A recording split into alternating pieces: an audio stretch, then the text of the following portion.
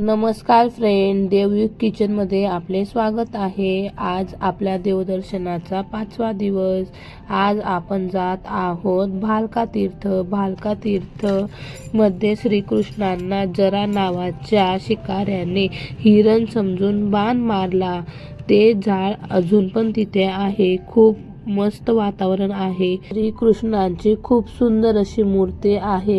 ही मूर्ती आणि हे जवळच झाड, हे पिंपळाचं झाड आहे। ते त्या काळापासून इथेच आहे।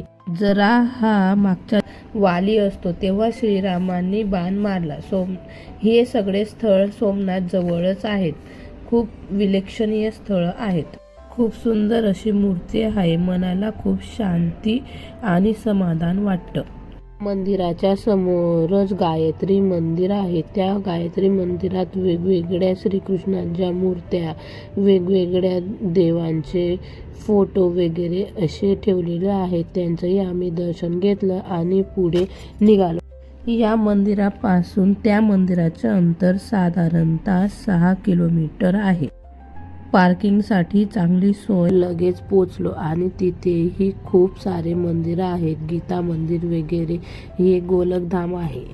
इथे आम्ही दर्शन घेतले। सर्वात आधी गीता मंदिरात गेलो। गीता मंदिरात हर एक स्तंभावर गीतेचे श्लोक लिहिले आहे आणि त्यांचे अर्थही लिहिलेले आहेत। असं खूप सुंदर असं मंदिर बनवलेलं आहे।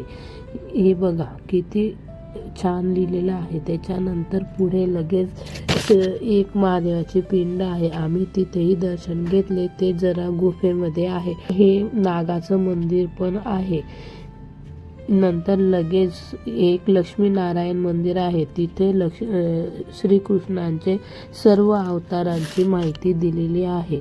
त्याचंही आम्ही दर्शन घेतलं। लगेच आम्ही बाहेर निघालो। बाहेर पण खूप सुंदर असं बसण्यासाठी वगैरे जागा बनवली आहे। तिथे आम्ही थोडा वेळ विश्रांती घेतली। झाडं वगैरे, निसर्गरम्य वातावरण आहे। वेगवेगळे मंदिर आहेत। काशी विश्वनाथ मंदिर, असे वेगवेगळे मंदिर बनवलेले आहेत।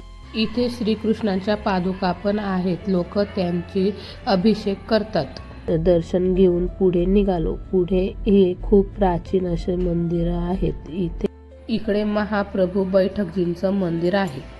श्रीकृष्णांनी इथे येऊन आपला देह सोडला आणि आपल्या लोकांना परत गेले अशी मान्यता आहे। इथं खूप मस्त वातावरण आहे। इथे एक नदी पण वाहते, हीच पुढे आहे। हे खूप जुनं मंदिर आहे। हे शिवशंकरांचं मंदिर आहे। तिथे खूप शांत आणि मनाला समाधान वाटलं। आम्ही पुढे बाणगंगेश्वर महादेवाला गेलो। ते शिवलिंग स्वयंभू आहे।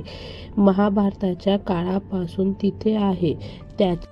त्या शिवलिंगाचा अभिषेक त्या काळापासून तर आजपर्यंत समुद्र रोजच करत आहेत।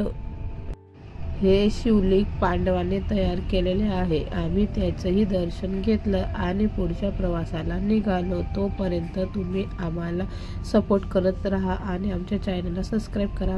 तोपर्यंत